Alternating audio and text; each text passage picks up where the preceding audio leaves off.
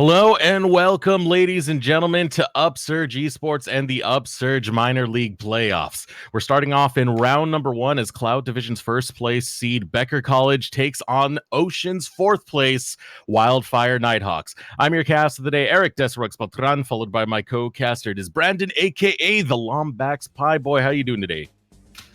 I am doing fantastic. It has been quite a while since I've actually got the opportunity to cast, and here we are tonight for the first round of the playoffs, Desirux. That is a hype way to get back into casting. Hell yes, and already the draft is going. Becker College looking to ban away the Vladimir Zillion and Gangplank, while the Wildfire Nighthawks are taking away the Zoe and Sivir. A lot of focus going towards those minor flex pick roles. But so far, it's just more solo lane oriented than anything else. A lot of these do seem a little bit targeted. Lake, the top laner, of course, for Wildfire, is actually pretty decent at Gangplank, 59% win rate on him. So maybe they're just trying to look to keep their top laner safe, who is a little bit lower rank than him.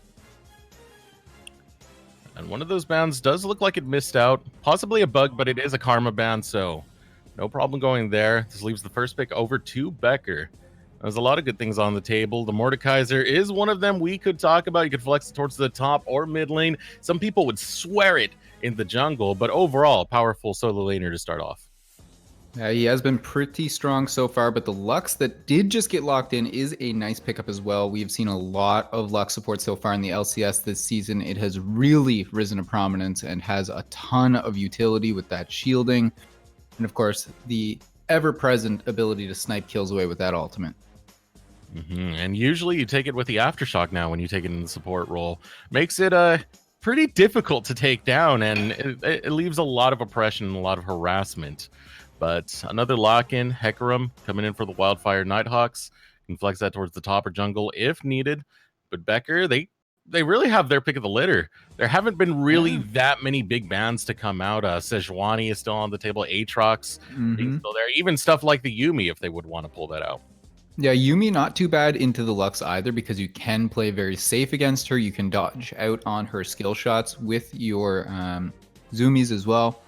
So it's quite easy to actually avoid any of Lux's damage. The Ezreal alongside it, but that will be locked in with the Nautilus. That is a pretty good mid-game bottom lane for yourselves, actually. You get the protection, plus you can go in for the engage if you want with the Nautilus. Ezreal will play relatively safe and spike towards the mid-game when he's able to complete one of his mana items in a Trinity Force, unless he goes something like Frozen Fist. Now this leaves the last pick going over to the Wildfire Nighthawks, and they honestly should probably go for the ADC role here, which they do lock in the Xayah. Otherwise, that role was going to get pinched beyond belief. Yeah, it's surprising that they lock in the Xayah, though. Of all ADCs left up, like typically you'll want to run the Xayah with the Rakan. Yes, you can run it solo, but I still think at the moment just a little bit better to go for one of the other present ADCs that are quite good rather than locking in that Xayah, sorry. Well, Xayah definitely works well if they go for a bit more of a skirmish comp where that lethal tempo can put out more of those feathers into choke points, making easy access for both the damage on the return of the feathers as well as the roots. So it works well in those situations. It's an early pusher, believe it or not. It can outpush something like a Sivir in the early game until she starts, you know, leveling up those skills, then it all completely changes. So it does enable a lot of lane priority in something where it is the Ezreal Nautilus matchup where you don't have as much pushing power. And Sejuani, pick you were talking about there for the jungle was, of course, the final ban for Wildfire. Pretty expected. By far the strongest jungler right now, in my opinion. And Ryze as well, taken off the table. That one's a little bit surprising. He did receive some changes recently, and I think his kit is actually drastically better for people who are not pro players now. It just seems so much easier to dish out that damage. Yeah, it's much more reliable and easier, especially in the wave clear, where now it's just like EQ, EQ, EQ, rather than needing the whole setup for the combo. But it is banned off. It's not going to be there. Wildfire do have the counter pick priority. They're going to take the Gnar for the time being, and this does let them save that counter pick to either be towards the mid. Most likely it's going to be a mid counter pick. I can't imagine you throw Gnar in the mid lane. No, probably not. Maybe if you see like the Mordekaiser being flex mid, but no, the Olaf hover here. That one could go jungler top as well, so that still leaves the flex option available for Mord if you'd like to. With this last pick, though, they will sort of decide where everything goes. Yeah. Olaf's not too bad in Tanar, though. If you can get through those early levels and avoid some of his harass, once you hit 6, you can actually duel the Nar quite easily. If you take it towards solo lane. That's True. the big question that we're just waiting to find out, because Becker, there's still a couple seconds on that clock. Flex picks, don't you love them? And yeah, that is going to be the jungle Olaf, with the Corki going in the mid lane and the Mordekaiser in the top. So this leads the response to come out of the Wildfire Nighthawks, which it's just going to be a mid lane counter pick. They're going against the Corki. Not too much left on the table. You've taken away the safety of something like a Nico, so that can't go into the mid lane, which would give a lot of zone control. Instead, they're going for something like the Caston, and whoa, this is skirmishy. This is really a skirmishy comp coming out of the Wildfire Nighthawks. Incredibly, that Caston lock-in as well, a little bit risky though, especially where you have the Mordekaiser who can just take you out of the fight. I don't know if I'm digging that one. It's if you can get ahead, maybe I can see this Caston working out, but it's going to be a struggle for him, I think, against this Corki Olaf in the early game. Yeah. To be fair enough, Corki does do about half, especially in the mid game, about half of his damage is magic damage, so he's going to be able to resist a little bit of it, but it's still a bit of a tough matchup. You're mostly looking to try and get level 6 and either go for the early burst or go for the early roams if you're taking this Casted. Could certainly early roam down towards that bottom side as well.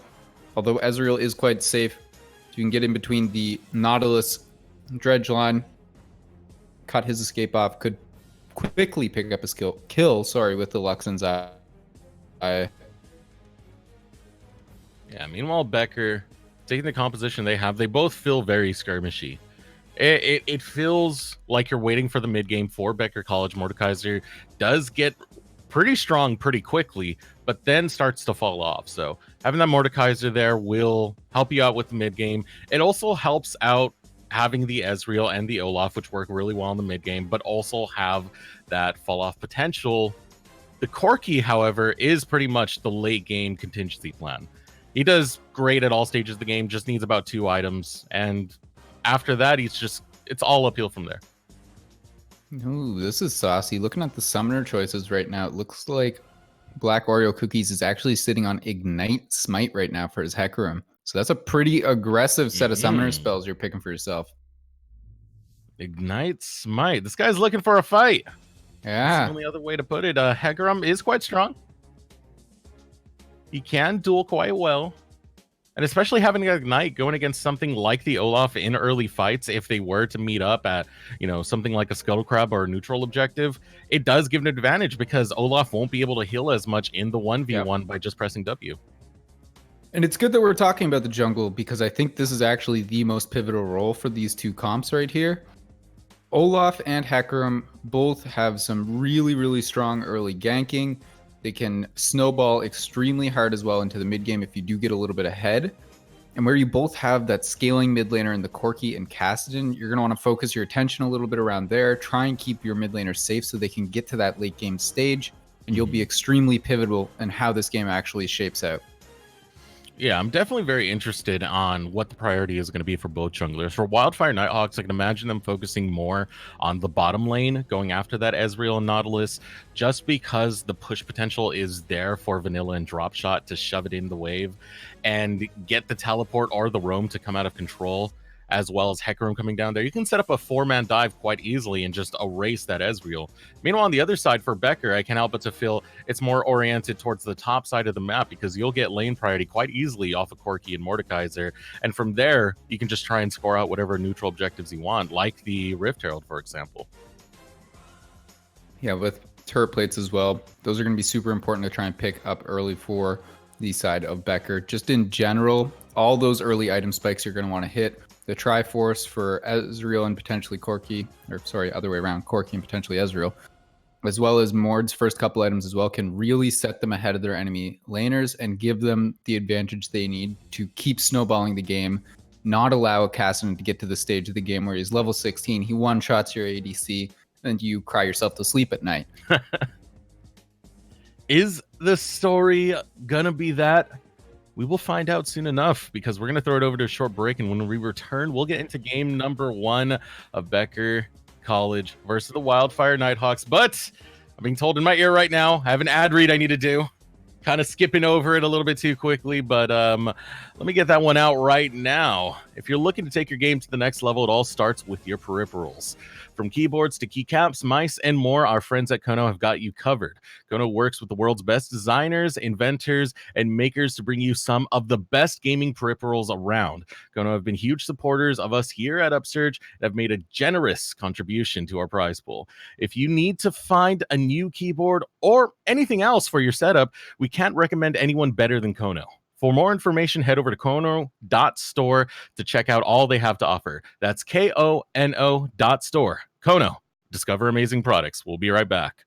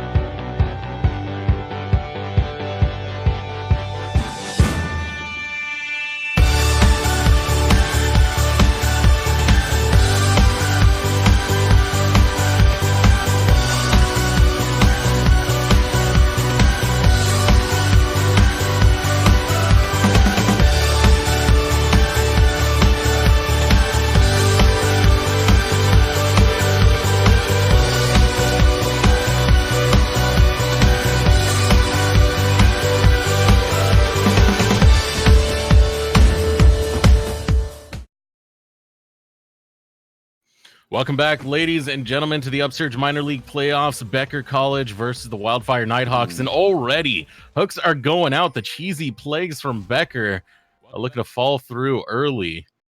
But getting into the stipulations of this match, not the stipulations. What's the word I'm looking for? Into what this match is really worth for the Wildfire Nighthawks. They barely got into playoffs. Barely. Yeah. They were tied with another team. They needed a tiebreaker decision. Not sure how the decision went, but they just barely made it into that fourth place slot in their division. Yeah, they were 4-3 within the regular season. Of course, Becker at 6-1, a drastically better performance for them. Yeah. So this is a pretty big first game for the Wildfire Nighthawks. If they want to walk away with a victory, I feel like you have to come out swinging in this first game, just because that demoralizing factor of already being up against a team that was so good in the regular season, to go down one game against them, like, that's huge mental boom right there. We'll see if that can actually happen. Becker, as we said, 6-1, only lost to Timmer Esports.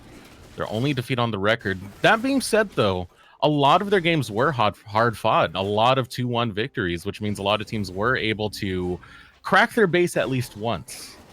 It does have to give you a little bit of courage, at least, going to this. Yeah. You know they're not infallible. Let's see if they can do the upset, the underdog story here for the Wildfire Nighthawks. Jungle paths do go through. Both junglers are going to start on the bot side. It's a little bit more sense for 5-13. Is that what we're calling him?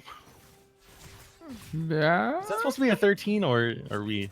It's 5-13 or Fixie. Or Fix 3? Fix 3. Could be Fix 3. I'll let you decide, and I'll roll with what you go with. I'll just call him 5. We'll call him 5. All right. Yeah, going through everything, though, everything looks pretty standard. The Lethal Tempo on Zaya, the Aftershock on the Lux. Nothing too crazy. Everybody's got pretty standard items. Ooh, Fi dropping really low on that blue buff, though. Just barely securing it with the Smite. Yeah, you really don't want to use Smite on the blue buff, though. You'd rather save that for the Gromp afterwards, just because Gromp does so much damage and takes so much time. If you can get that blue buff without having to Smite, you are in a much better position. Okay, someone in the chat just let us know it's Fixie, so we're good now. We got this all solved. And one of the things about the Olaf is it is a great duelist. We already talked about how the Ignite might play into this. But the other thing he was really good at is just power farming altogether. So far, Black Oreo Cookies really gets the better out of Fixie just because he was able to clear that entire top side right away to prevent the counter jungling out of Fixie. He is getting a little bit of a Rift Scuttle for himself, though. And maybe a gank top lane. Does get spotted out, though. Just barely manages to walk away, so Lake will be safe there.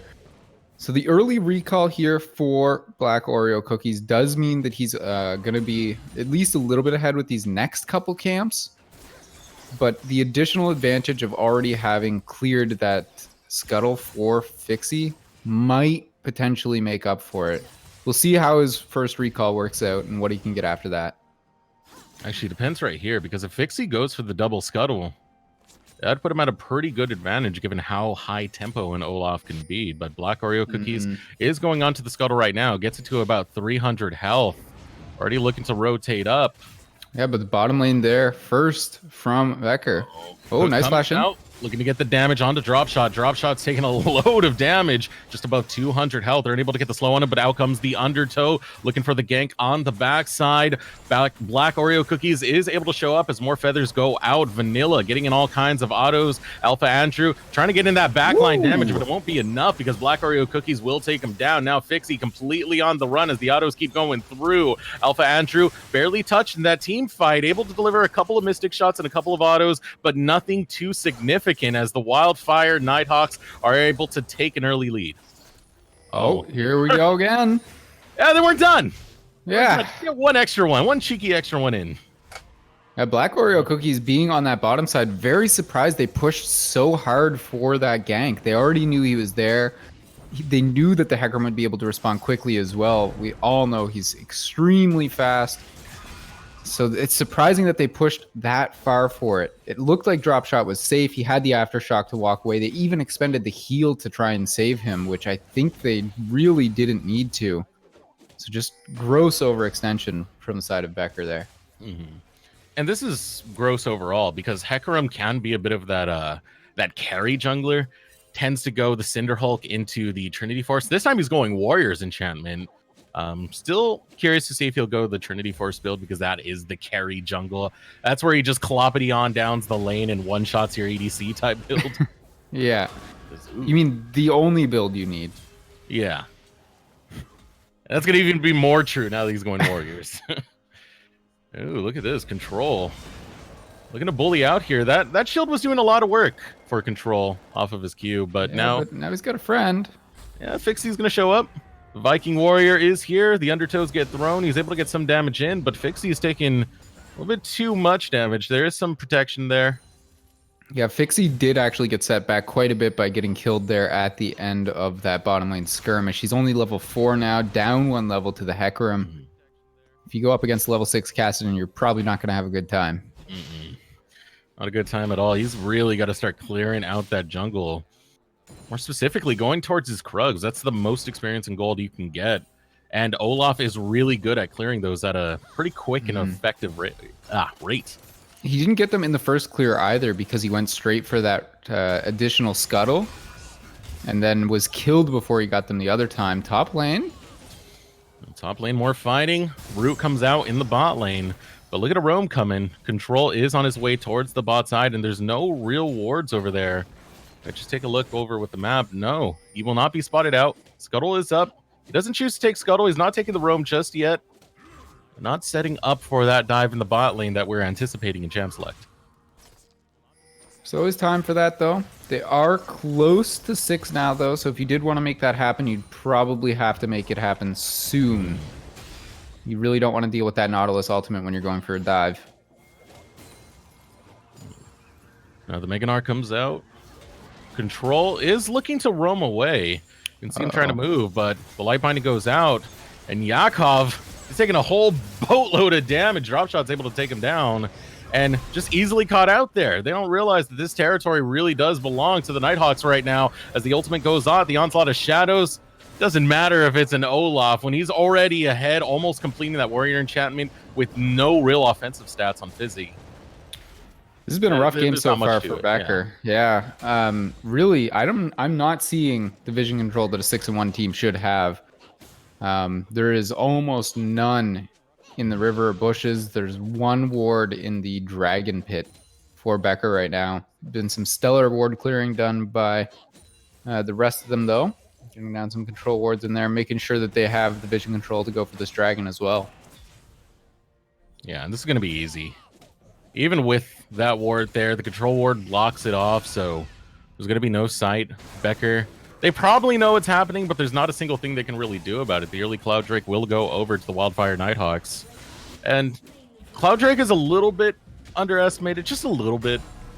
I mean, there's always the plus side of walking back to lane faster because that is out of combat, and that's when you would utilize it in the early game the most. I know it's more of the late game Drake. There's one champion in the game who absolutely loves Cloud Drakes. Oh, yeah.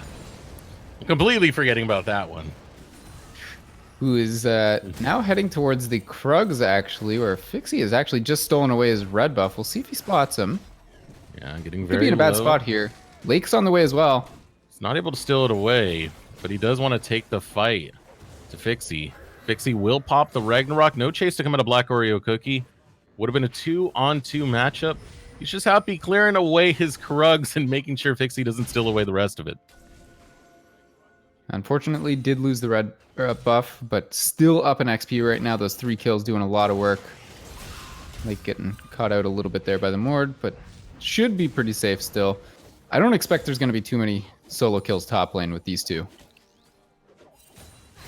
Yeah, I'm kind of waiting for it to happen just because of the realm of death, the shadow realm as we like to call it for his ultimate. Yeah, it might be the case right here. Black Oreo Cookie, we're going to take it to Blitz Crank. The hook comes out. A lot of damage going both Uh-oh. ways. Black Oreo Cookie has to run, but he's stuck in the Shadow Realm. He will get shut down. Now Lake trying to run away. 3 members of Becker are able to take a team fight victory. Finally, at last, getting their first 2 kills of the game. Zagreus, nice roam up as well. Beating the Kassadin up there, was able to give himself a little bit extra gold there as he returns to lane. He is down a pretty surprising amount in CS to this Kassadin, though. That's not what you expect in a ranged matchup against the Cass. Usually you're able to poke him out a little bit in the early stages of the lane, get yourself a slight advantage, but right now, Control doing a pretty good job on that Kassadin. Yeah, most definitely. Hasn't picked up any kills, but he's ahead in farm. And he's been a constant threat by just existing. The moment he goes out of lane, the question mark pings are all there. Where is this sucker at? What is he trying to do? What's he trying to play, Lombax? Who knows? Only Control and the Wildfire Nighthawks truly know. Ward does go out, but the light binding will be able to land onto Yakov. Yakov going to get double rooted. As the final spark goes out, it's going to force the flash. I think Yakov would have been fine not burning that. Yeah, they also actually blew the heal there on Alpha Andrew. That is very, very shocking. I don't think you needed either of those summoners. And now you're down 2 for a potential dive. Controlled teleport about to come up. Black Oreo Cookie's already on that bottom side of the map. If they're smart, they can head down there, collapse in on that flashless Nautilus, and get a kill pretty easily. You see Fixie is clearing away his Krugs for the time being. He's still trying to stay relevant in this. And having a slow start like that does hurt him, but he was able to get a kill back to try and avenge for that. But his build thus far, it does look like he's going to go for the Warrior enchantment despite not having a clean start. And the biggest problem I see about that is around the 25-minute mark, he's pretty squishy and pretty easy to take down. Okay, no, so he is not going to go Warrior. It's going to be the Tiamat picked up with the Cinderhulk. I do like Cinderhulk a lot more on Olaf, as you were talking about that as well. It's just so much better. If you're very ahead, yes, the Warrior can offer some additional stats that'll be useful to you, but if the game starts to go late at all, you become very easy to kill as the Olaf. You see, as more swings go in, Blitzcrank on the top side and the mid side, Control looking to take it to Zag. This is the scary part. Mordekaiser's getting stronger and stronger as this game goes on. He does have that ceiling that he hits somewhere in the mid game, but in the early game, his damage is pretty massive. And the ultimate is there. They're going to look to find this gank, but unable to burn the ult in time. Blitzcrank goes down. I don't even think it would have mattered if he popped it. Anyone that ended up with him? Oh, Control. Whoa. Yeah, Control just got annihilated right there. True Shot Barrage goes out. Featherstorm will counter it. But with all this pressure going on the top side for the Wildfire Nighthawks, they're going to feel comfortable just chipping away at this tower and collecting in whatever plates they can. I can assure they at least grab one more. Yeah, nobody did actually go for that Rift Herald, surprisingly. So we're not going to see too many turret platings dropping in this game. A couple traded back in the mid lane. Another 2 picked up bottom side there as well. Like, just barely getting out there, yeah. Get off my lawn, whippersnappers. I'm able to blow him away, but so far, this early tempo, Wildfire have been doing a good job with it, but not as good as they really need to stop the mid-game spike that can come out of Becker. They do need to start speeding up this game by quite a bit. They need to grab that first tower already. Yeah, the one thing that's surprising to me, though, and could afford them a little bit more time, is Control's actually gone for the tier as well on his Kassadin. That's not typical of what we see typically. Like, normally people just get the Rod of Ages, they'll be okay with that, and they'll start going into some other damage items. But the tier here is going to offer him a ton more mana late game to run people down.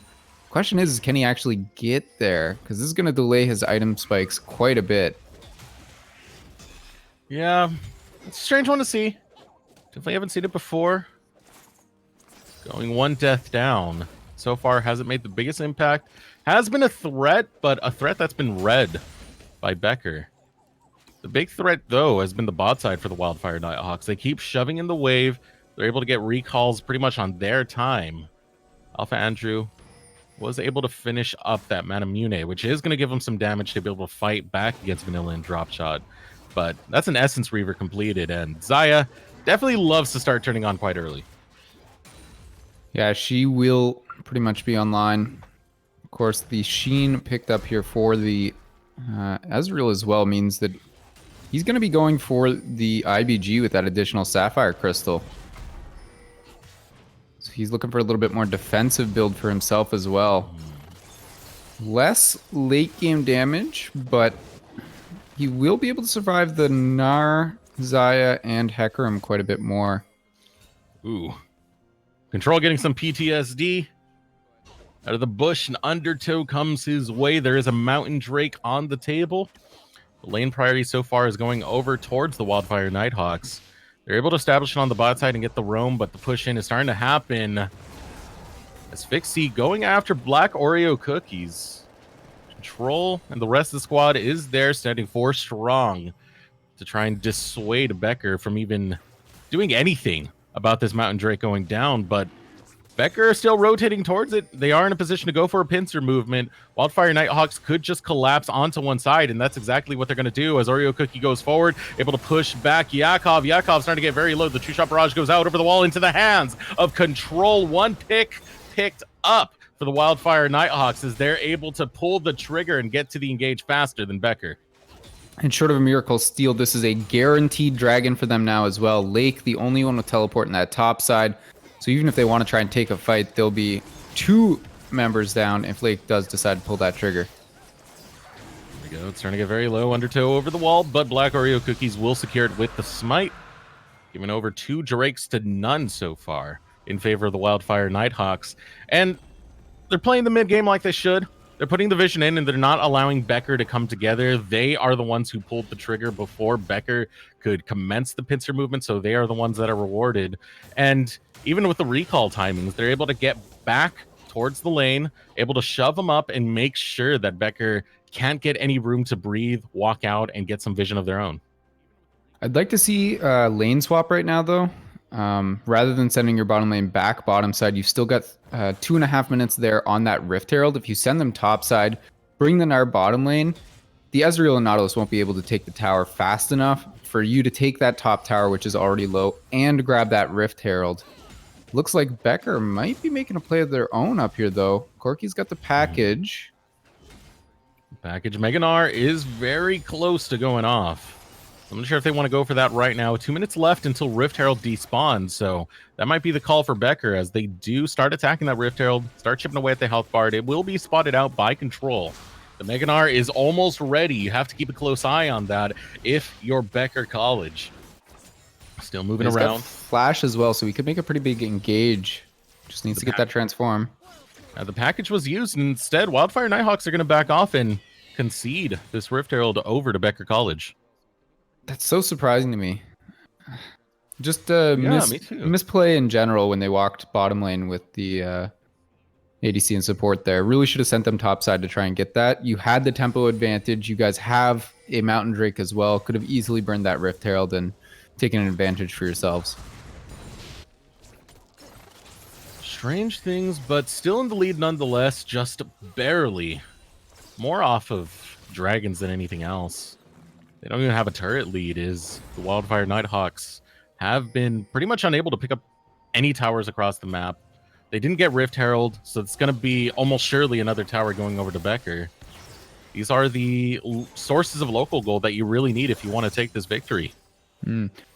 Even in like individual categories, everybody pretty much equal. There's about a 200 gold difference top lane. And the actual gold lead pretty much comes from the supports. Bottom lane. Getting a lot of damage in. Control is able to join the fight, going after Yakov. Yakov tries to run away, but Control has his number. Feeds in a little bit of more damage before backing off. Now Control sees Zag. Wants a piece of him, throws out a Q. Instantly going to back off, just looking to dissuade Zag and the rest of the squad of the Wildfire Nighthawks. They're able to get a kill. They're happy backing off and inserting more map control. Topside as well, just a little bit of trading back and forth. But that bottom lane fight, again, going in favor of the Wildfire Nighthawks. As long as they continue to do this, stall the game out, get a couple kills, they're in a good position. Nice footwork coming out of Vanilla, and here comes the teleport. Able to get one snare in, but Vanilla's in a lot of trouble, waiting for the ultimate to come down. Blitzcrank is going to send someone to the Shadow Realm, look to take him down, but he will be taken down instead, and so will Fizzy. Now Alpha looking to run away. The hook going to land onto Control. Control takes a whole load of damage. He can deliver it back if he wants to turn it, and that's exactly what he's going to do. Control just destroys Andrew. I figured he wouldn't be doing that much damage, you know, still stacking up the tier, still stacking up the Rod of Ages, just deletes the health bar of Alpha Andrew. He might have the IBG, but that does not protect you against the AP damage from Kassadin. Yeah, the damage was just waiting. He went from a 0-0-0 to a 4-1-0 in just about 5 minutes. He's a strong boy. He can take care of himself. And he just made like the recall of a lifetime, finishes the Archangel's staff, picks up the Sork shoes as well, so he is going to be coming out on the map with a ton more damage now as well. If you thought he was scary before, you do not want to be standing in front of that Kassadin now. And now able to finally claim some towers, the Wildfire Nighthawks, in just one team fight, grab about a 4K gold lead. Simply out of nowhere. It was just one play in the bot lane, and they just made it work so well. Next Dragon on the field, spawning in just under a minute, will be a Mountain Drake. It would be their second Mountain Drake if they're able to get it, and given how much damage this composition can pump out from the Wildfire Nighthawks, they would love to get it to set up that 22-ish minute Baron. The best part about that play bottom lane as well was that it was just off the back of responding to Becker making a play. Teleport in from Blitzcrank actually came first there. It was just the response from Lake and the rest of the team. They had so much more damage in the moment and were able to find the kills there to walk away with the victory in that fight. Top lane Rift Herald does take the tower, so a little bit of extra gold in the pockets of Mordekaiser. But nothing really too crazy going to happen up there. They're getting the dragon in return for it. And second Mountain Drake, the push still coming out of Blitzcrank. He is strong, but he's not that strong, and he's going to take a 2v1 scenario. He's going to send him to the Shadow Realm. Black Oreo Cookie is going to look to fight this as best as he can, and he's fighting it pretty damn well. Here comes the rest of the squad. Final Spark does go out. Black Oreo Cookie will be able to survive as Vanilla picks up the kill. Alpha Andrew over the wall now. Yakov is the one caught out. Control's not done. He should be, though. He's sent straight back to the respawn, but only after taking down Andrew. It's still going to be a shutdown going for Zag as the chase continues. Yakov over the wall. The damage from Zag is massive, but not big enough to save his fallen friend. He was trying to pump away with those rockets, but was not quite finding the kills there. Unfortunately, Corky's still looking for that second item where he really starts to turn on then. The fact that he's a little bit behind it in the CS department, hasn't picked up any kills, sitting on 1,500 right now was actually a huge factor in that fight. If you spent that 1,500 gold, almost guarantee you at least find that one kill onto the Xayah. They might be looking for a kill onto Fixie. Fixie's taking a lot of punishment from Black Oreo Cookie. Swinging as much as possible to just chip away at that health bar, but he will not go down just yet. He has gone for the tankier side. He was able to build that Righteous Glory alongside his Cinderhulk. Not even looking to complete the Tiamat just yet, just using it for the wave clear and farm he can get in his jungle. So now the rest of the squad, they have to beware. Becker's on the bot side of the map, and the rest of the Wildfire Nighthawks are towards Baron. I wasn't sure if they were going to try and start it there, but just looking for the vision control right now. Good first step. They've got the mid lane tower down. If they can just get that top lane tower, they can start pushing the vision forward into Becker's blue side jungle. Set yourselves up so that it's completely dark. They can't walk in without face checking. Then you start trying to potentially take that Baron. Yeah, but now you're buying a little bit of time for Becker to establish some vision of their own towards his Baron side. There's no real solid front line coming out of the Wildfire Nighthawks. Their biggest thing is they do have Lake, they do have him on the Gnar, but he's more of a bruiser. He's not the outright tank. So he does bleed. He will get chipped away by the double ADC comp of Becker. So they don't want this to go on too long if you are the Wildfire Nighthawks, but you also got to beware. Got to beware of that double ADC comp. Unfortunately, they did get the vision control around Baron, but Not for very long. They really didn't stay around to protect it. Everybody kind of recalled, backed off. They're trying to get it back now. So with that top lane tower down, they might be able to hopefully set up for this Baron. A little bit scary. Oh, they're just going for it. Yeah, control on the bot side.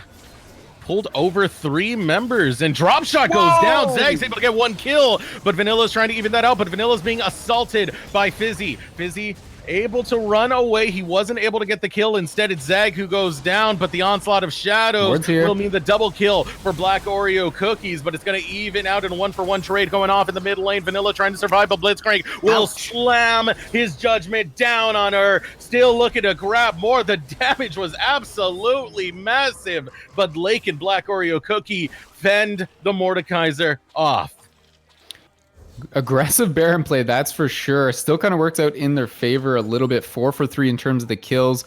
Will set them a little bit back on trying to actually get that Baron. But more gold in your pockets, I suppose. What a crazy fight. It does show you that Becker has some life left in them. But at the end of the day, they still lost the team fight. It's still Wildfire's game to win in this case. And this does allow the reset to come out faster to Wildfire as they head over towards that Baron side and start getting their vision back so they can take that Baron fight. And now, of course, with the rapid fire cannon actually completed on Zagreus, he pretty much got 1 shot in that last fight. But if that doesn't happen anymore, he's actually in a position now where he can start doing some pretty good DPS, start chunking away at that front line and back line if he's able to hit some rockets onto them. See what Zag can pull out. He's definitely getting at critical mass. You can already see his item build. Sork Boots, Rapid Fire Trinity. All great items to have at this stage of the game. Pre 30 minutes, but here comes Control once again. Control's not done with them. You're just going to take out that late game threat before it even has a chance to deal some damage in a team fight. And that's going to be a free dragon now. You can't contest that. Vanilla playing a little bit risky, though. If they can actually catch him out, doesn't look like Blitzcrank wants to collapse onto him, though. Ooh, there comes the hook. Vanilla does have the Feather Storm to be able to stay alive as the Ragnarok is popped. A lot of damage onto Vanilla. The hook lands on the Black Oreo Cookies, but the DPS is too massive as Becker. As Oreo will go down, the shutdown will go in the pocket of Fixie. Now Vanilla left all by his lonesome. It's going to be a double kill for Fixie, but here comes Blitzcrank. He's going after Control. Control forced to go golden to get those cooldowns back up, but it was not fast enough. Lake is fighting tooth and nail as the light binding comes out over the wall, but still Lake will go down, and Drop Shot is the only one to survive. Becker are starting to come back. That was a very questionable fight and questionable positioning, having Vanilla in the front line there, getting hit up before the fight even started. This will be a free Baron. Unless Drop Shot can pull out the Miracle Lux steal on this. Might not even be in range to by the time this goes down. Let's see if it happens. Only the sweeping lens for Drop Shot. Does have a control ward. Can put the control ward down to get some vision. Gonna wait for the final spark to go out. Looking for that combo. The burst of damage. The final spark will not get the steal. Becker able to start up a Baron power play. That was some close, though. You do not want to be risking something like that when you're going for a Baron. You just want a pretty much perfect fight for yourselves. If you lose the Baron there, you've just wasted your efforts. Tough spot for the Wildfire Nighthawks, who had a very strong lead. Now it's dwindling to only 1k, which at 28 minutes, now 29, is basically nothing. They're just relying solely on this Infernal Drake to inflate their stats a little bit more and hope that is enough combat stats to get a win against Becker. Now you've got to defend against the Baron buff, though, and there is not a lot of wave clear on their team. Yes, you've got Zai. Maybe she can clear some of it, but it's very difficult to step up to that wave now. The Corki very much coming online. Ezreal just hit that 3-item spike as well. He's got the Luden's Echo. He's going to be dishing out a ton of damage. Very, very hard for you to clear these waves with your current team comp. So we'll see how long they can actually hold this Baron buff off for. See Vanilla trying his hardest to clear away these waves, but the tension is so thick.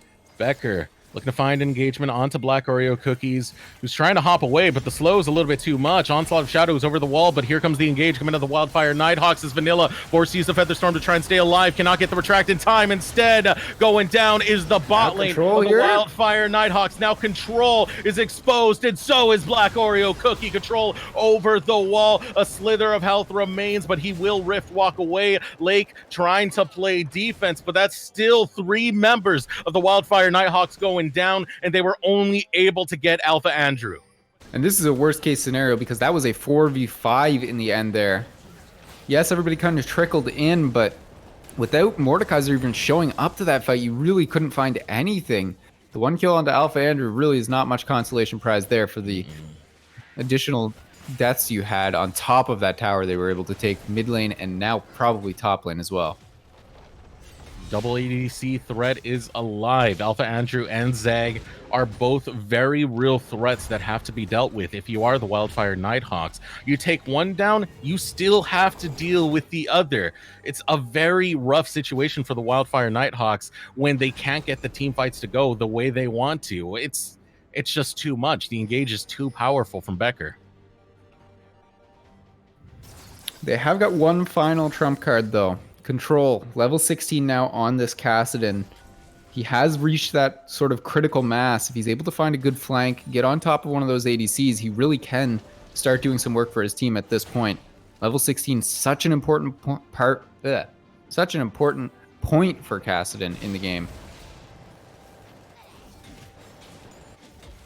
The Wildfire Nighthawks still have a kill lead, but no gold lead.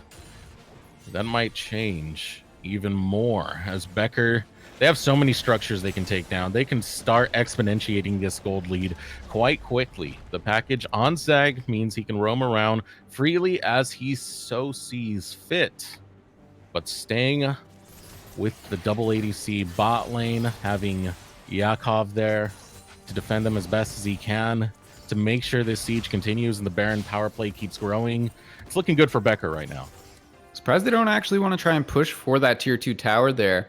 They do have the teleport available for Blitzcrank, but instead just going to back off, try and set up around this dragon, find themselves a Mountain Drake in return. And that will be Mountain Drake number 3, Pie Boy.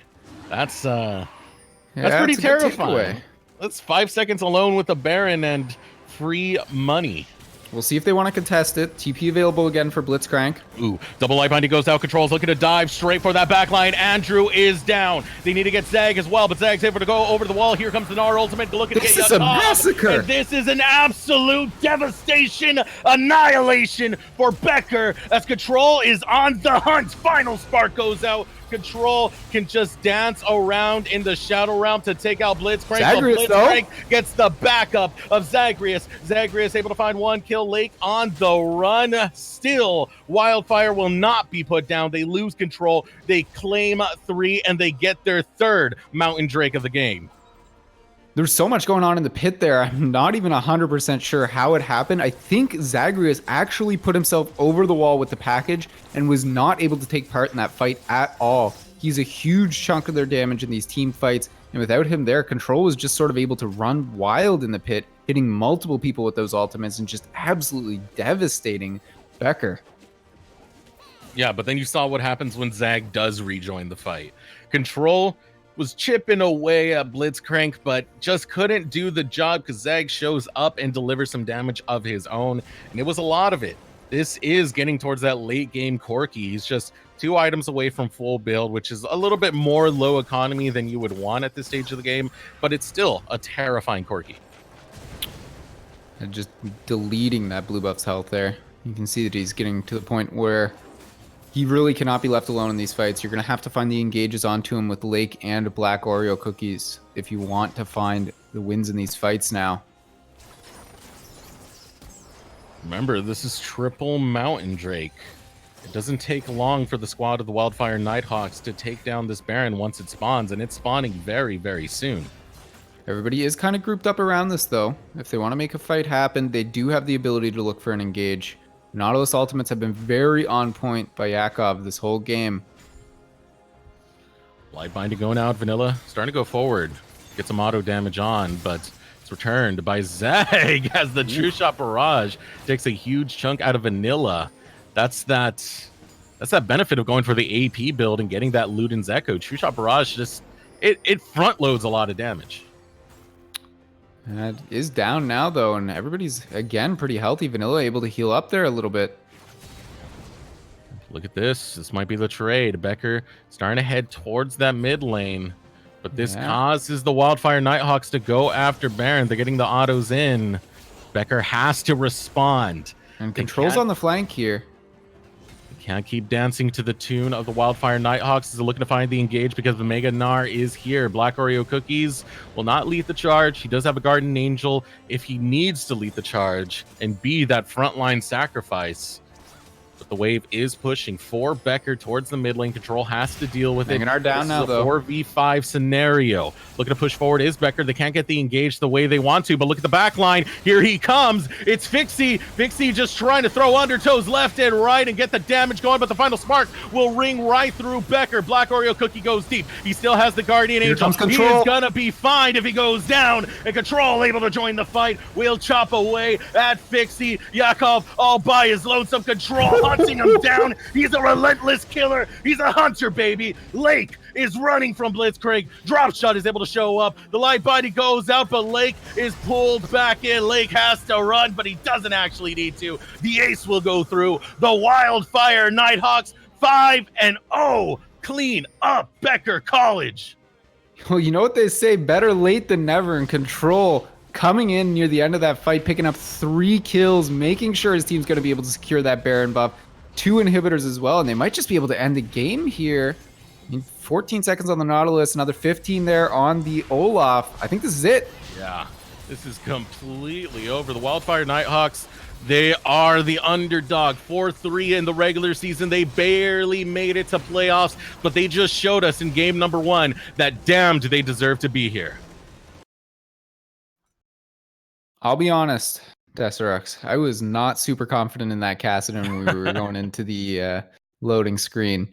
But Control really did prove me wrong at the end there. He was looking really strong on that Kassadin at the end. Oh, he was looking great. 0-0-0 for the longest time. I believe 15 minutes in, he was 0-0-0. Out of nowhere, it goes 4-1-1, I believe it was. Within the course of like 3 minutes. He got solo killed by the Olaf under his own power at one point.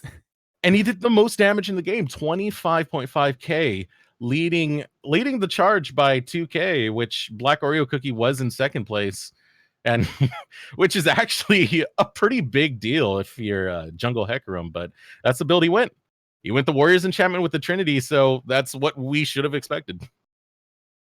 Yeah, that's a good first game to the series, though, especially where you come in as the underdogs. You got to be feeling good after that one. You know, you've had a pretty shaky sort of early game, but you were able to still build up a little bit of gold lead. And then right at the end, you were smashing those team fights. Yeah. That's got to feel good going into this game number 2. So that's game number 1 said and done, but this is a best of 3 series.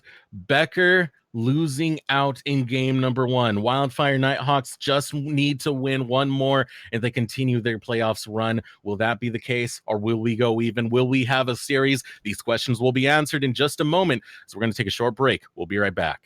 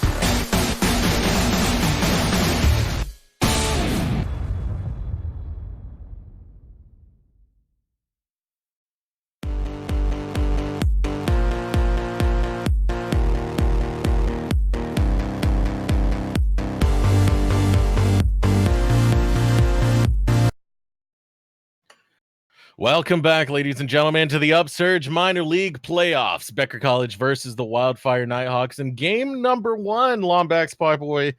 Game number one. The underdogs did the upset. Yeah, it didn't even feel like so much of an upset with how that game went, honestly. They pretty much looked in control the whole time. Becker fought back a couple times, had some nice engages and fights, but really it just did not seem like they were ever the ones in the driver's seat. Mm-hmm. They weren't really doing the macro plays. They were doing more responsive plays. They're able to capitalize on them, but you got to create something on a map for your own. You can't let Wildfire set it up all the time, and they were pretty much dictating the pace of that last game as we head into the champ selective game number 2. Let's see if anything does change around with this draft. This time Becker will be on the red side, Wildfire on the blue side. Banned so far. Mordekaiser, not going to see play again. Zillion Vladimir as well as Zoe, already taken off the map in game 1, taken off the map in game 2 as well. I'm surprised that Mordekaiser is the pivot here. I don't think that was the strongest member of Becker in that last game. I probably would have given that to the Corky, actually, in the mid lane. Even with the low CS, was still dishing out a lot of team fight damage. But where you are on the blue side this time, Wildfire feeling like they don't have to ban 2 ADCs this time around. Instead, gonna pivot. It was the Karma last time around. So they can pick that for themselves, I guess, first rotation. Yeah, Karma, you can flex it into multiple roles. We've seen it in the top, the mid, and the support role. A little bit more. Don't put a top lane. Oh, there we go. There we go. The Lux comes through. I should have seen that. There's such a high priority on blue side to just either first grab. It used to be Aatrox, but now it's first grab Lux all the time. Yeah, it's a little bit unfortunate, but it is what it is. Yeah, the Karma, though, if they do still decide to go with it, like you said, could be played mid or top lane. But just for everyone's sanity, I hope it's not top lane that it is picked for. It is going to be locked in by Becker, though. You don't like Immortality, Pie Boy? Oh, man. I don't think I've ever been as tilted as when I saw a video of a Karma dueling a Vladimir and out-sustaining the Vladimir. Yep. That just shouldn't happen. The immortal Karma. That's just pretty much grabbing those Dragon Balls. This time there's only 3 of them, and they're actually League of Legends items. Before you know it, you are the tankiest boy on the block. That's Becker. It will lock in the Ashe this time. And we've been seeing a lot of strange Ashe builds come out as of recently. There's been one that focuses on maxing CDR first, as I believe you go Essence Reaver into Trinity. I think is the build. Hyper can whisper into my ear if I'm getting this wrong.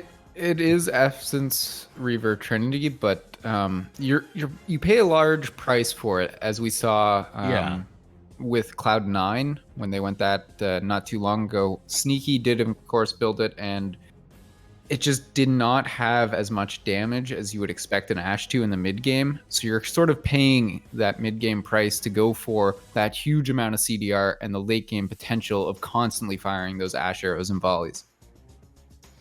Yeah, so it's a lot. It's definitely a high risk thing to do. The damage output will not be there. You need quite a few items, and even then you won't do the late game ADC damage of Azaya. That was locked in for Wildfire, as well as the J4. So yeah, I echo your thoughts completely on that one. But if you are going for the Enchanted Crystal Arrow, you need something that really synergizes with this pick. And they're going to pick another champion that does pretty well in picks if you can follow up with the CC, and that is going to be the Ahri. Yeah, the Ahri, actually an interesting pick. I'm not sure it's too crazy into any of these, though. The Lux, with the pretty big shielding, isn't going to be too concerned about the Ahri getting towards the back line. Zaya, of course, has the Featherstorm and J4. You can't charm people out of dashes anymore. Actually, that's something they're talking about reverting, which I hope they do, because that was sort of the skill expression for Ahri there. But as it stands right now, I'm not seeing too many good targets for Ahri to jump on. And especially considering the draft out of Becker, they need much more early game assistance. They need champs that work extremely well in the early to mid game, because if you are taking this Ashe, if you are doing Enchanted Crystal Arrow build where you go for the Essence Trinity, you're not going to win a late game a late game fight, whatever you want to call it. It's just not going to happen. Everything has to rotate around vision and mid game skirmishes. They do still have a couple options for that, though. Of course, the Aatrox still available as well. Has been a pretty prominent power pick for a while if you wanted to go with something like that.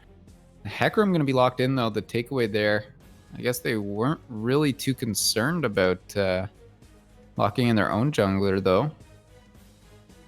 That was Black Oreo Cookie's pick last time. This time, Fixie's going to play it. Yeah. I'm just wondering, what do you run top lane? Like, I'm struggling to find the pick that's going to be the solution here. Yes, the Aatrox is available, but I'm not sure there's something that's going to give them enough mid game to actually get them through to where you could have a potential late game fight where you take out the Xayah. And especially with this Anivia locked in as well, that's even more zone control to keep the immobile Ashe away. Another target that's hard for Ahri to burst as well, because he will just, of course, come back. Ooh. And this is the one pick that was on my mind for Becker to take. Something like the Renekton, which has a lot of early game power. And the fact that Wildfire was able to take it away does leave a lot of concern for the way the draft is going for them. What's really left on the table? I guess something like a Riven, if you still want to do an early game. Yasuo is a possibility, but doesn't synergize that well with this composition. It is a mid spiker off 2 items. I feel like if you're picking up Yasuo, you're kind of shooting yourself in the foot. That is a terrible, terrible matchup into the Renekton. If this is a Tahm Kench top lane, though, that's got to be Tahm Kench support, right? Oh, yeah, I'm pretty sure it's Kench support, but we'll find out. I don't think Kench is in the best spot either way. Support or top lane. I'm not sure this is the pickup you want right now. They have put a lot of nerfs onto Tahm Kench recently. You know what? But his chasing potential is still there. His chasing potential is actually still pretty strong. The big thing about those changes was basically trying to stop his support safety from being so damn safe. So yeah. There's a chance. If they play it aggressively, I like it as a pick. If they play it for the reason everyone and their mother drafts Tahm Kench, then this is not helping the composition whatsoever. Again, they could flex the top lane, or they could send the Karma up there. Really depends on what you're actually looking for. Yeah. I think it's going to be the Karma. I got to see it myself. I think the Tahm Kench is the safer pick into the Renekton, but later on into the game, that tank Karma is going to be incredibly strong. And my producer told me he's going to kill me, and I'm trying to figure out why. Oh, that is going to be the catch in the top lane. Yeah. Huh. I don't think our producer's too happy about this one. I'm hearing angry muttering, some curses. You know, it's just not going over well here. Yeah, and I don't like it together with the Ashe. I can see the power. The base damage is there. You can get a lot of poke, but just the two champions don't really, especially if you do the Comet into Trinity Essence Reaver, they don't synergize as well until Ashe is able to go through a couple spikes. Yeah, it's a rough build for sure. Like I'm just very concerned that we're going to reach a point early on where J4 gets somebody ahead. The Renekton already, even if he's not having the best early game, he's still going to be so much more useful early on than pretty much anybody else on Becker. It's looking like a rough game if you do want to try and make it to that point where the Ashe will have just an absurd amount of poke and can actually make a huge difference in some of these fights with the constant volleys and the ability to use that ultimate so often for picks. And I'm really liking Wildfire Nighthawks' comp as a whole, just because of how flexible it is. It's not really dedicated to just one stage of the game. It could work at all stages. You have the Renekton for early on. The Xayah and Lux can work really well in the mid game, and the Anivia is just a wave clear monster that spikes damage for what almost feels like no reason. J4 fits into this perfectly fine because J4 just does J4 things. He just cares about his kit, flag, and drag slam, the Cataclysm, and you have a solid comp here. You have a good all-around comp. Well, Becker, the win condition there is much more tight. Based on what we saw last game, I think they've drafted themselves into a little bit of a corner here. That remains to be seen, obviously. You can always change that on the Rift with some good ganks from Fixie, some help from Blitzcrank potentially, with the good Tahm Kench roams. There's a lot of options that they have if they do try and push for some early leads. Mm-hmm. Whether they can do that, that's a question we'll need to see answered in game. Oh, they switched. Yeah, the bait and switch. Oh, no, they switched back. Oh. Can we get a rule against this? I need to know where this Kench is going, man. Oh, gosh.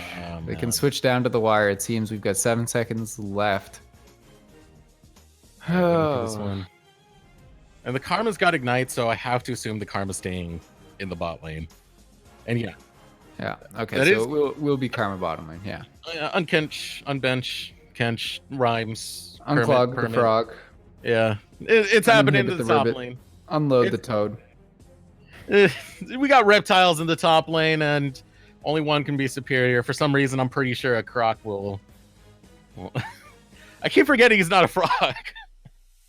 He's a frog in my heart. He's up. Okay, my bad.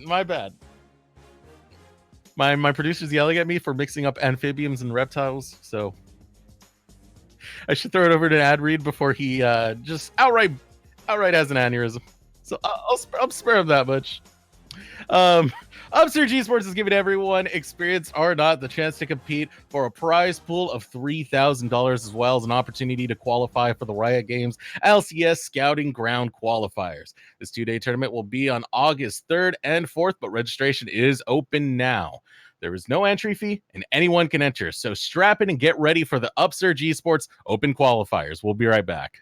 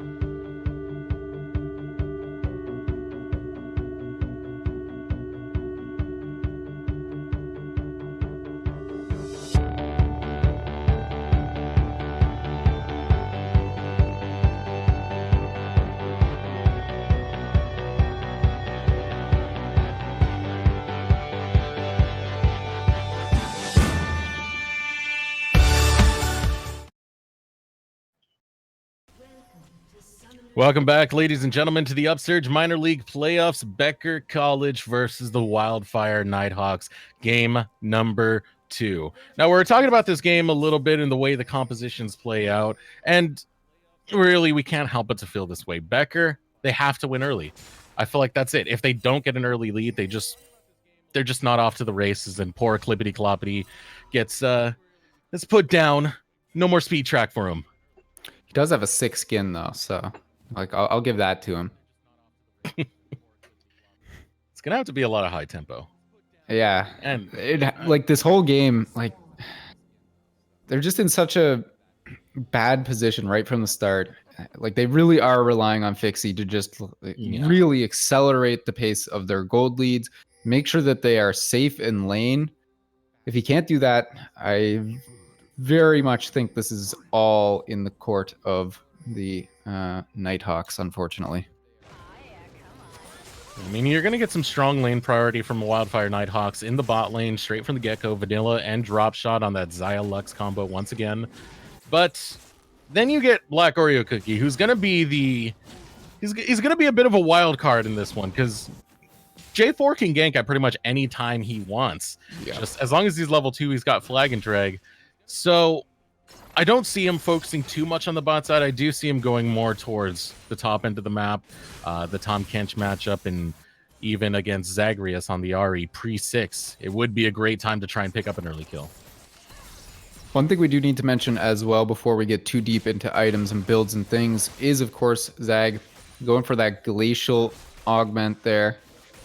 Is going to be actually picking up some items to help him slow down the enemy team, try and make some additional catches with that Ashe ultimate and the Tahm Kench as well. We'll see if he's able to make good use of that or not. Yeah. And taking that means, what's it called? The Hextech GLP? Little frozen gun thingy. Yeah. Yeah, it's pretty much guaranteed he's going to go that build and slow him down as much as possible. Yeah. Definitely works well with that. A lot of synergy. Fixie will be focusing more towards the top side scuttle, but he's headed over towards blue. Might be able to catch something out. Smite's down for Black Oreo Cookie, and Fixie, he's about to get one soon. So Fixie's able to just stroll on in and steal away the blue buff from his poor face. Yep, smites it away. That is rough. Ouch. And there's no mana available for Black Oreo Cookies either, so you really couldn't fight that in any way. That's just unfortunate timing. Yeah, no kidding. That really hurts. Black Oreo Cookie, he needs to now rush over and grab that Scuttle Crab on the bot side of the river. Otherwise, he's going to be devastatingly behind. Getting 3 buffed and double scuttled is not a position you want to be in if you're a jungler. Speaking of that bottom side as well, just as you were talking about that, flash and heal burn there by Alpha Andrew to actually get away from a nice binding there from drop shot. Did blow his ignite as well, but not quite able to pick up the kill there in the end. Black Oreo Cookie will be able to grab that Scuttle Crab on the bot side, and now he's going to look to set up a gank. Here comes the light binding. It will land. Alpha Andrew, he doesn't have flash. It will be first blood going over to Vanilla 7. Very easy kill picked up by the Wildfire Nighthawks as more fighting goes on in the top side. That gray health still available for Blitzcrank, getting very low is Lake, but he's able to heal up using that Q. Still too critically low to continue fighting. Not even the minion wave can protect him, as he rather just hide right behind him. Good little gank bottom lane, though. That's a good start for the Wildfire Nighthawks, of course, already wanting themselves to get off to an early lead. Ooh. Lake needs to back off. He can go down right here. The Slice and Dice is down, and he's going to get devoured. This is a free kill. Blitzcrank is able to 1v1 Lake. God, I hate Tahm Kench top lane. You're about to hit a little bit more as this gank goes on in the mid lane. Control will be put into that egg form, and those eggs about to be scrambled. A kill going over to Zagreus. A nice little kill pick up there in the mid lane. So they are trying to trade some kills back here. They have found themselves even now in gold. Even a little bit of a gold lead there, up 100. Nothing too crazy. Yeah, but you really got to question the playmaking out of Lake. He was low health. He knows what Blitzcrank can do, the Devour, the power of it. And he still uses his Slice and Dice to try and clear the wave. That's a head scratcher if I've ever seen it, Pie Boy. Yeah, a little bit of a misplay indeed. We'll see how much it ends up costing him. Of course, the Bounty Sinner now picked up for the Tahm Kench. That'll make things a little bit spicier up in that top lane and give him a little bit of extra damage to actually help duel with the Renekton, who will get quite strong at level 6. And that is the chef skin, so I appreciate you going for the spicy to describe it. Mm-hmm. It really turns the heat up in that top lane. All right, we're done. Definitely the bottom lane there. Gank goes awry, unfortunately for Black Oreo Cookies. He's not been having too good of a game. Now that he lost that blue buff, he's actually down over 10 CS now. Fixie up a level again. This is not looking too hot for him right now. You said Fixie is staying towards that top riverside, waiting for that scuttle to spawn. He's going to be able to grab it right off the spawn. And it will put him just slightly shy of level 6. That level 6 is where he starts to become that major threat. Still needs a couple of items on top of that, but there will be no steal from Black Oreo Cookie. He comes just in time to watch the scuttle get taken. Fixie's going to be able to take that and take his recall. I'm curious to see the very first purchase he goes for. Is he going to go for that warrior build, or will he go for the Cinderhulk build? That's the big question. Definitely warrior. He's got such a big lead, I feel like you have to. Oh, the bot lane. Alpha Andrew caught out once again. The power of the double snare is just too much. The light binding into the triple feather. It's nasty to deal with if you're playing something like an Ashe. Very hard to avoid it, unfortunately. But I'm not seeing how you get back into this super easily. There's a couple avenues you have.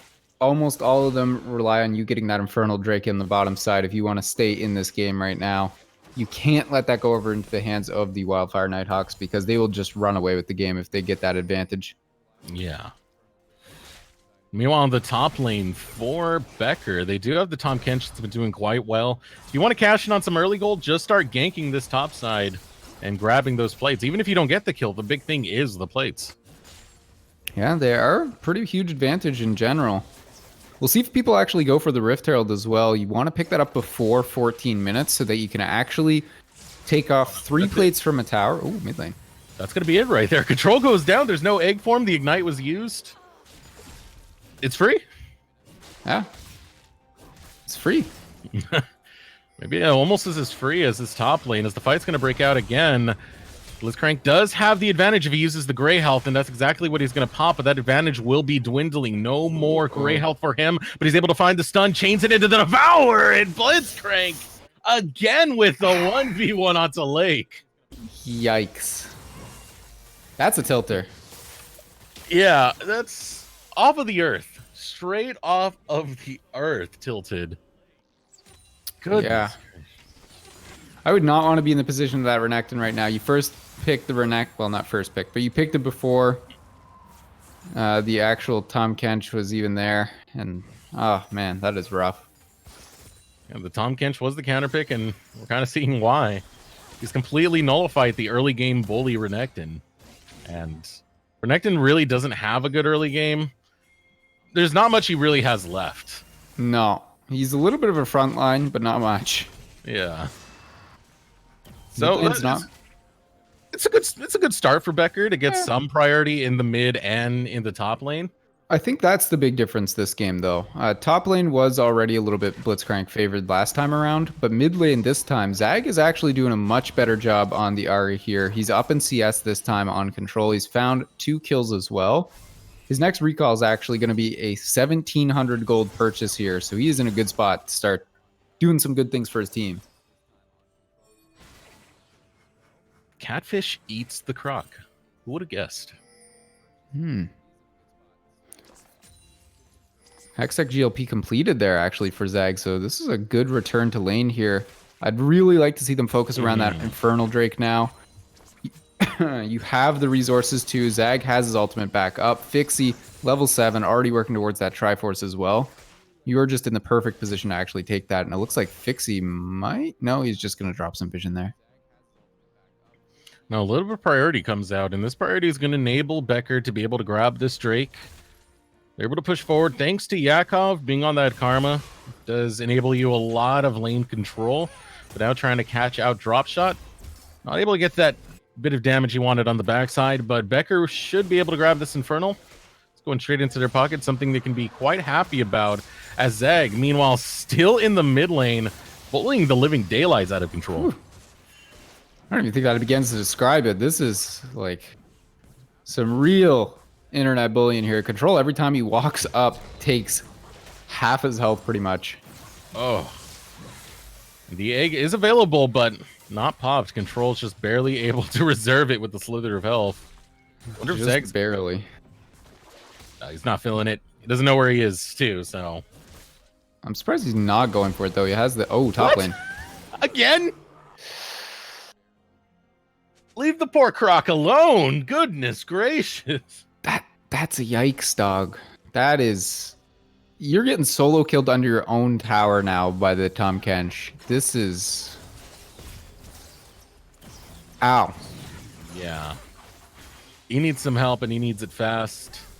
To be fair, the Tahm Kench, as we get later into the game, is not going to really do as much. No, but it's still pretty brutal. Yeah. It's still about shutting down this early game win objective that's coming out from Lake.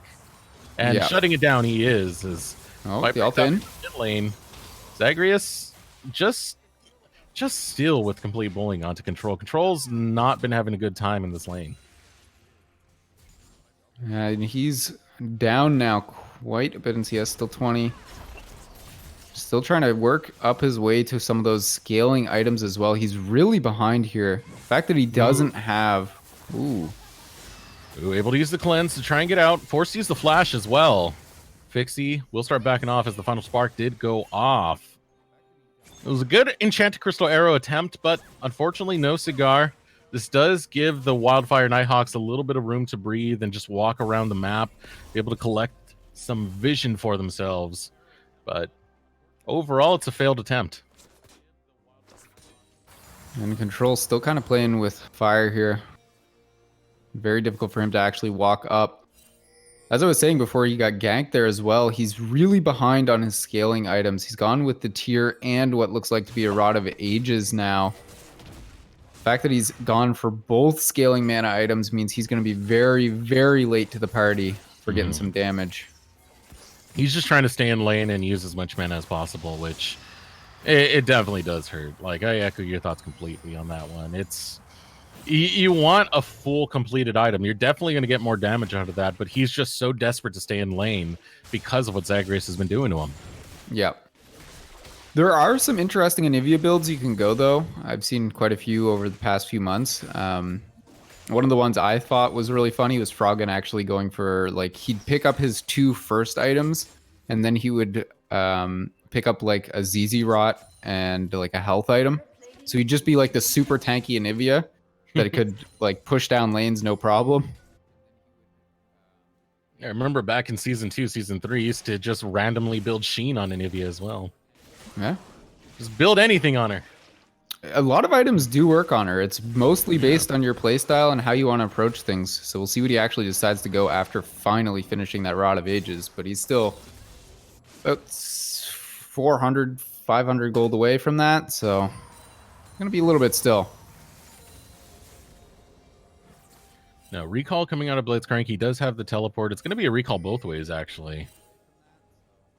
Very interested to see when Blitzcrank starts roaming because of having that Abyssal Voyage, but here comes the assault going on to Alpha Andrew. That is brutal.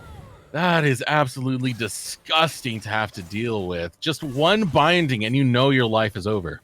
The full commitment there from Vanilla as well, flashing forward with the Q auto and E to get that second route, the guaranteed ultimate from the Lux. There's nothing you can do there. Even with the heal, it wasn't enough to help out Alpha Andrew.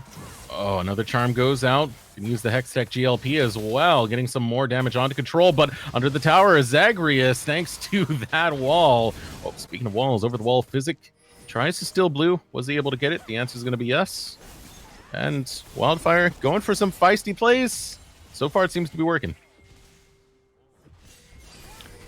And bottom lane as well with that 3-kill advantage now. If you actually take a look at the gold lead, it is 2,000 gold advantage there for the Xayah.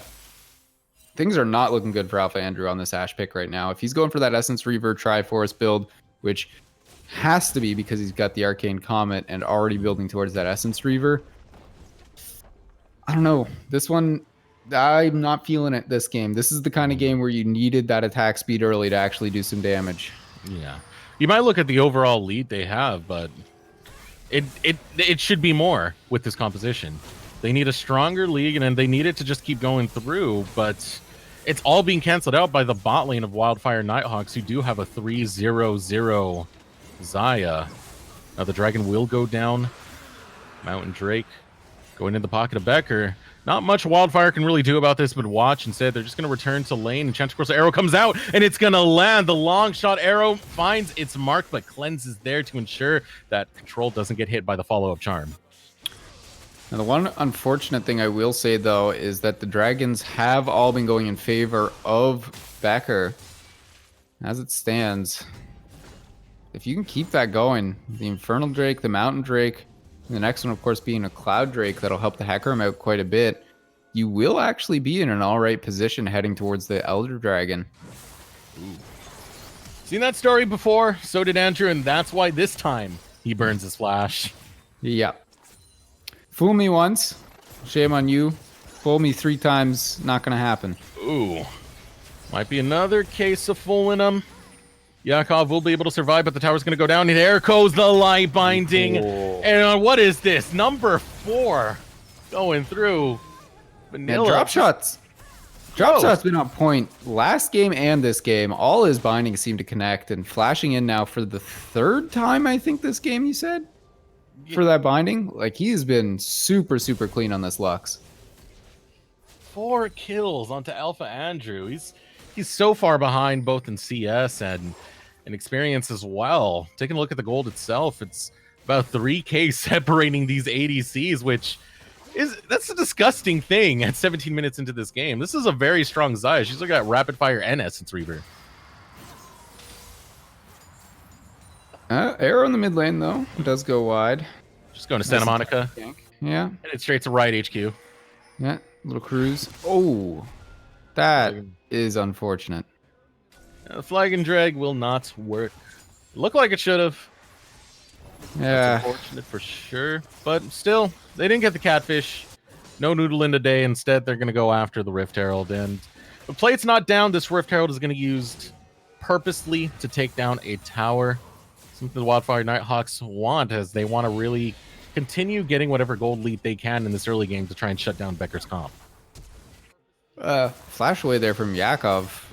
Yikes. He wasn't even really so much out of position there. It was just drop shot again, being in the right place, right time, through a good binding. Got a flash for it. There comes another binding. Shelly gonna march in over towards the tower. Tower now critically low, but still looking to take the fight as Blitzcrank is able to defend his tower. It has a slither of health left, but Zagreus going for the charm. Will not find it onto Vanilla, but here comes the onslaught of shadows. Vanilla getting so low. Flag and drag used defensively, waiting for the Cataclysm, and there it goes onto 2, but immediately fashion out of his own Cataclysm. Blitzcrank is a very strong boy. Going to use the Grey Health to try and stay alive, but can't pop it in time. Yakov now on the run. Flag and drag will not get the knockup. Look at drop shot, though. Instead, look at Lake, who dives on in and finds the shutdown. A well-needed vengeance onto Blitzcrank.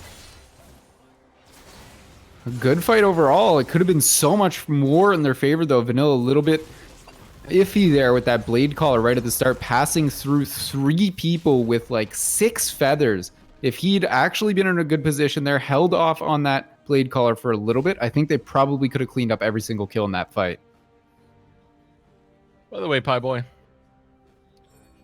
Vanilla's working on the 3rd item right now. Alpha Andrew has not completed the 1st. Oh, yeah, and he's... Well, actually, he might have enough to complete it once he does recall. He was off farming. Yeah, so 1,600 gold. He should be able to complete that Essence Reaver. Can he start the next item is the question. He's still so far behind. Place your bets now. Will he start the next item, or is it just enough to finish the one? Hey, he started his next one. All right. Trinity Force is an expensive item, though. Yeah. We're going to be here a while. I'm not even really sure if he should still go for the Trinity Force. I don't know. I'm not even sure he's going to finish it before the game ends. Yeah. It's a lot of gold to have to be able to pick up. It's going to be a while before Becker gets to that point of the game he wants to be. But he's still going to be throwing out those enchanted crystal arrows. In fact, you should be looking for one right now. As the rest of the squad is there. Getting zoned out, though, is Yakov. He's just destroyed. Alpha Andrew and Zagreus, they're going to run away. They don't want anything to do with the Wildfire Nighthawks. And that's the price you pay for getting caught in that top side. Having to blow the flash up there, trying to avoid that Lux, means he had no way of getting over the perfectly placed wall from control. Now setting up for drag. It's going to be a Cloud Drake. With control, holding control of the choke point. Making sure the rest of the squad of Becker can do nothing about this. And there's not a single thing they can do. It's not worth going after a Cloud Drake to sacrifice your entire team. Yeah. The next Drake, however, is an Infernal. So that one will be one you'll want to fight for, especially... Ooh, nice flash there, Blitzcrank. Yeah, aggressive move.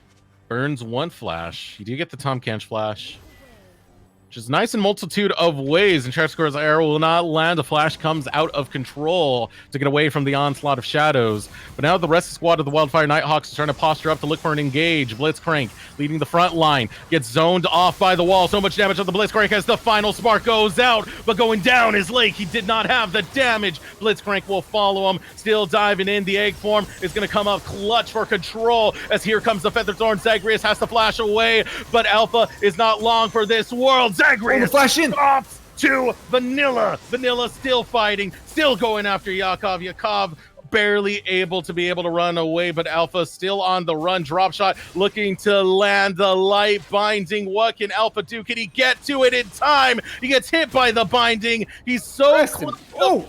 He's got 20 health left. It only takes a smite from the hand of God for him to go down. Oh, man. I'm really disappointed that they're not going for more skirmishes because that actually looked really good at the start of that fight for Becker. But Vanilla just way too much damage right now. And Alpha Andrew, like, got so much time. Ooh, they're going again. Ooh, Blitzcrank wants to get the Devourer onto control. He eats a minion by accident, and that's absolutely going to hurt. That could have been the counterplay. That would have been definitely a kill in their favor. Misclick, though, does end up costing him it. Yeah, at the start of that fight, though, like, they had a great engage. They were able to pick up a kill. Blitzcrank's still pretty healthy, was able to tank quite a bit. And Alpha Andrew had all the time in the world to just free fire. But he's so far behind that it didn't even matter. It was like tickling them. If they could find some more skirmishes, make use of the fact that Zag and Blitzcrank are both quite strong right now. Maybe even team up with the Karma and Hecarim just for that additional damage. Try and pick some people. You've got the ability to. You've got to use it if you want to get back in this game. Now look at the Wildfire Nighthawks as they start surrounding Baron. They're looking to clear out the vision and go for the Baron play. There's not much Becker can really do about it, but just try and dissuade them with very, very slow poke. But the engage is looking to come through. Control gets a bit of damage on the Blitzcrank. The gray health will keep him okay, but there comes the Enchanted Crystal Arrow. It will land on the backside onto Black Oreo Cookie as Lake goes a little bit too far forward, is eating a load of damage. Has to back off. Health bars are getting low all over the place for the Wildfire Nighthawks as they're able to catch up. Vanilla going down. The shutdown going to Zagreus, and this gives a lot of control over to Becker, who have been desperately needing it. Out comes the final spark to try and clear the wave. Black Oreo Cookies getting closer. Onslaught of Shadows used defensively thanks to the wall built by Control, but still Becker are going to stand around and wait for this minion wave to come down the mid lane so they can finally claim tower number 2. Very, very surprised they've not actually just gone for the Baron here, wasting a lot of time. The strongest member in Vanilla is down right now. You have a full health Tom Kench, a full health Hecarim. Just go for the Baron instead. They cannot stop you. Instead, they're going to try and get this mid lane tower. They will find it in the end, but not very much for winning that team fight and finding the pick they needed on that key target. Well, Becker, they do have some life left in them, but they got to start making some moves and making them quickly because Baron's on the map and Infernal is soon to follow. It will be the next Drake. And that's definitely one you don't want to lose. 1 minute until that spawns. That Baron, that Infernal, excuse me, having double Infernal onto Becker's comp. Would work some wonders, but I don't know if it'd even be enough. It's really just buffing up Zagreus until Alpha can catch up. If they do want to fight for it, though, I'm going to have to see a couple more control wards in their inventories there. If you look across the screen over to Wildfire Nighthawks, of course, 4 people with control wards in their inventory as one of them just actually places it. They are ready to secure vision around this dragon, set themselves up, and take it without any contest. Oh, Andrew. We've seen this before. We've seen it 6 times. That's death number 6 out of Alpha Andrew. And now the Wildfire Nighthawks, there's no pressure on them. They can't, Becker can't do Baron without Andrew. And Wildfire Nighthawks, they can just cleanly take this Infernal without any worries. Control can wander where he pleases. Got to be careful. Don't want to wander over towards Blitzcrank. But it's pretty much free. Drop shot and control, roaming around. Infernal will go over to the Wildfire Nighthawks. Their first Infernal, evening out 1-1 apiece for Infernals. Wildfire Nighthawks, they're in the driver's seat, and they're looking great. And what's scary to me is as Alpha's Andrew still is just approaching that Triforce. Ooh, hang on. Getting caught out. Here comes the final spark, and Blitzcrank is destroyed. Enchanted Crystal Arrow will come through, but will land onto nothing. Alpha Andrew has been having a hard time landing these.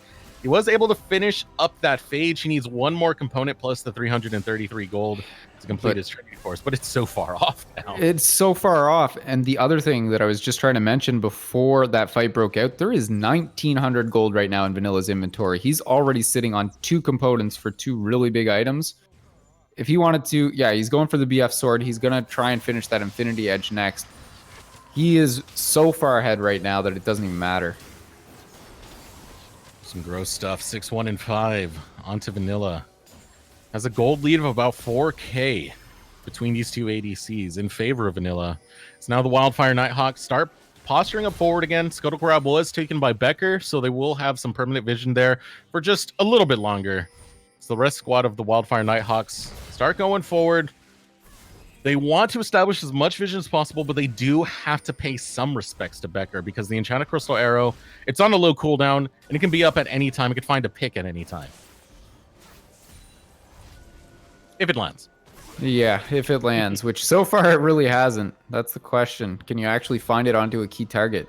If you can hit Vanilla with some hard CC, follow up onto him with the Hecarim, maybe Zag as well, that's your avenue to winning an actual team fight, but they've still really not used this Tahm Kench ultimate at all. They've got a teleport on him. They're not even really going off to the side lanes with it to try and push things down.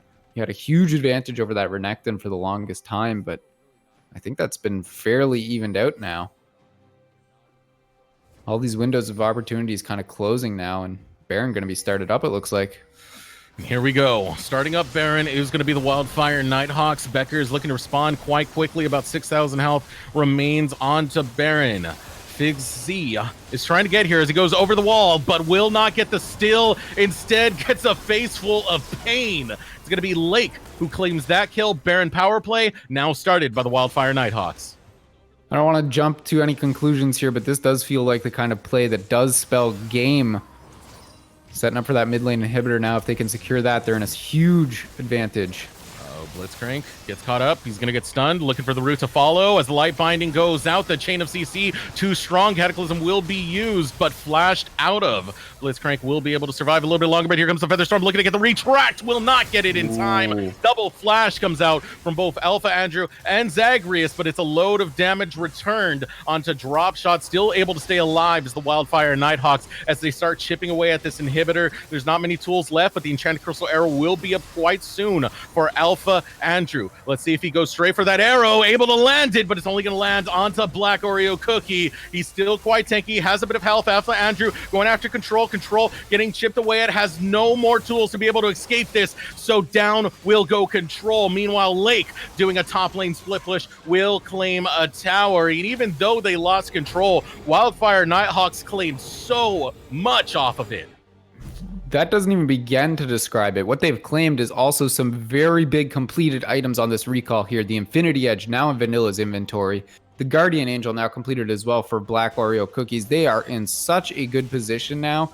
When they come back out on this map as well, they're just going to be able to completely steamroll Becker. Oh, this is awkward. This is very awkward if you're Fixie. But the Blast Line will be used. He gets the red buff still. It was a very Metal Gear play, but it worked out. Mission accomplished. Might be the only mission accomplished so far in this game for Becker. Cold as ice. Speaking of them, though, Alpha Andrew has completed Triforce. We've made it. The legendary 2-item spike. Round of applause, everyone. At 30 minutes. Yes. He's online. He's done it. Now's the time, Alpha Andrew. The absolute mad lad. He's got that 40% CDR now. He can use Enchanted Crystal Arrow on a cooldown of just under a minute. So let's see if that tool is actually utilized. It's kind of late to utilize it, but stuff could happen.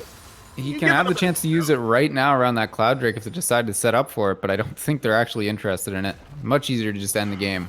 Much easier to go after Fixie, but Fixie will use the Onslaught of Shadows to get over the wall. While the split push comes out, it's going to be Blitzcrank versus Lake Part 2. Not sure if Lake can still take it to him. He does have Spear of Sojin now, as well as the Black Cleaver, so Lake does have some damage on top of him to try and do this fight, as well as the power of the Baroned up minions crashing into the tower. But still, the siege continues of the Wildfire Nighthawks. Trying to clear away is Becker, but they don't have much damage. They don't have much to stop these cannon creeps from wailing away at this tower, which is very, very close to falling. Lightbinding goes out. We'll get a whole lot of nothing thus far, and ultimately, that tower was chipped away very slowly but surely as it goes down. That's another exposed inhibitor with super minions knocking in the mid lane and Lake knocking at the top lane. That inhibitor will go down in a very timely way. Black Oreo Cookie does have his GA if they want to go for the engage. Out comes the Lightbinding, will not land. The pressure is on. Becker is in survival mode. Objective, survive, as Blitzcrank starts to go after Lake. But Lake, I think he can start handling himself now because he's looking to bring it back to Blitzcrank. All that bullying you've done, all the bad things are about to come back here, but the rest of the squad has showed up and Control goes down, Lake goes down, but look at the rest of the squad of the Wildfire Nighthawks. They're able to claim one tower, putting out some feathers to try and get some safety, but there comes the Spirit Rush. Lightbinding does not land. Drop shot might be fed to the wolves, or in this case, the Fox. Alpha Andrew will be able to get the kill. Fixie still chasing on in, and now Black Oreo Cookie and Vanilla need to head for the hills. Vanilla able to get a lot of damage in. The flash comes out of Fixie, but Black Oreo Cookie, he has the Guardian Angel, but for how much longer? Slither of Health, Enchanted Crystal Arrow will whiff again, but there comes the Abyssal Voyage. The rest of the boys from Becker are able to show up and claim a team fight win against the Wildfire Nighthawks, but not without cost. Look at their base. It's in shambles. It is in shambles, but Zagreus really putting the team on his back in that fight. Beautifully done. Sidestepping that Lightbinding with the ultimate, getting set up for that perfect fight so that they could actually get themselves a little bit of breathing space. It's not much. Their windpipe's still very constricted at this moment, but they've got a little bit of room to breathe now. You can see Lake almost had his vengeance. He was so close to having his vengeance. And just wasn't quite able to pick it up. In just a minute. That's going to be... Back, yeah. I don't know if you're cutting out or I'm cutting out there. It was you right there. Oh, was it? Yeah. I think we're good, though. Quality's fine. All right. So the game continues. Yeah, Baron spawning. Yeah, this is going to be it. If you can steal this away or find a perfect team fight here, that's your last chance, I think. Mm-hmm. You don't have any more chances after this. If you lose the Baron buff, game's just over. Or the team fight. You've got very little time as well. Oh, the Enchanted Crystal Arrow goes wide again as the Onslaught of Shadows. Looking to come in is Becker. One pick so far. Vanilla's able to take down Fixie, but now Yakov and the rest of the boys from Becker are looking to back out of this fight. They've lost their jungler. They don't want to lose anymore. There's no real steal potential here either. At this point, you've kind of got to go back. There's a bunch of super minions in the bottom lane as well. No, this is just a desperation play, but it was safe enough. They did it behind the Baron pit, and now they're just going to back off. Secured by the ADC, though. I don't know how safe that was. This might still available there for J4. They got the Baron at the end of the day. They did get it, and that you might get the 2-0 at the end of the day. This is looking to be the final push. I think they will. That bottom lane still pushing in with some super minions for another 2 minutes or so, so they've got plenty of time to set up mid and top side again with that 4-1. In closer proximity this time means that they can actually help out Lake if he gets into trouble this time around. Mm-hmm. You gotta wonder, what is this Ashe gonna do at this stage of the game? The base is pushed in. You're not really the realest of ADCs, and you don't have good wave clear since your autos. Since you have this build, but there's the Enchanted Crystal Arrow. We finally got some success going out, and Drop Shot will go down at last. Alpha Andrew is able to find his target, but the retaliation is coming out of the Wildfire Nighthawks as they're able to zone out Blitzcrank. They get a bit of damage onto him, but they don't want to get the engage onto that tanky boy. Meanwhile, Lake trying to get the split push, rotating between the top and the mid lane.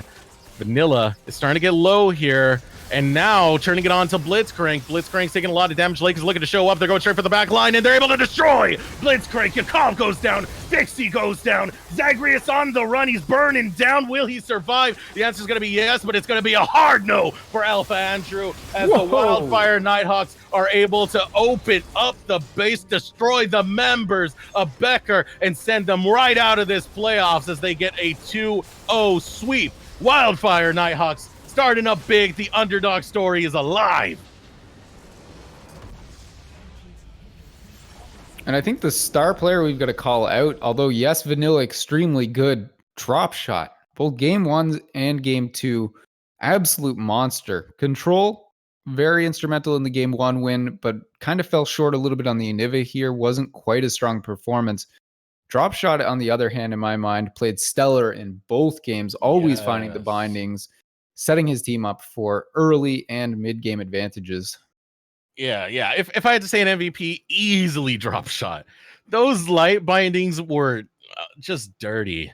It felt so bad to watch it. Alpha Andrew dying so many times in the early game off of those light bindings, just hiding in the bushes, waiting patiently, throws out a light binding, sees if it works. Even when they weren't accurate, it was enough to just get them to constantly be afraid and zoned away from the minion wave, having to pay respect to how much aggression Drop Shot can put forward. That was a rough game for sure for Alpha Andrew, but a good series overall from the Wildfire Nighthawks. Actually quite impressed with how they played. Some macro things they've still got to clean up, but individual play was pretty good on all fronts there. It was pretty damn good. I mean, Becker 6-1 in the regular season. They were first place in Cloud Division. This is your prize for first place. You go against a fourth place seed in something that, in most cases, it's favored towards you. But the Wildfire Nighthawks, they put on a fight. They came to play. They were like, nah, screw that underdog stuff. You are going down to us right now. We are taking the victory, and we're running this straight to the finals. Whether that will be the case is, we've still got a long way to decide. This is round number 1 of quite a few rounds. I believe 4 rounds altogether. But it's a great start, Lombax Spy Boy. It is a great start. Yeah, that's definitely the way you want to come out into these playoffs, swinging like that. We'll see if they can keep that momentum going, though. Yeah, only time will tell. Next in the bracket, the winner of Timur Esports versus Ram Regalia. The winner of that will be exactly who the Wildfire Nighthawks take on. And Timur Esports was one of the teams that were able to take down Becker College in the regular season. Actually, getting an update on that right now. Ram Regalia did take down Timur Esports. So Ram Regalia will be the next challenger for the Nighthawks. That's and a 2-0 as well. To look forward to. Yeah, 2 2-0s going up against each other. That's the kind of gameplay you want for the second round of playoffs.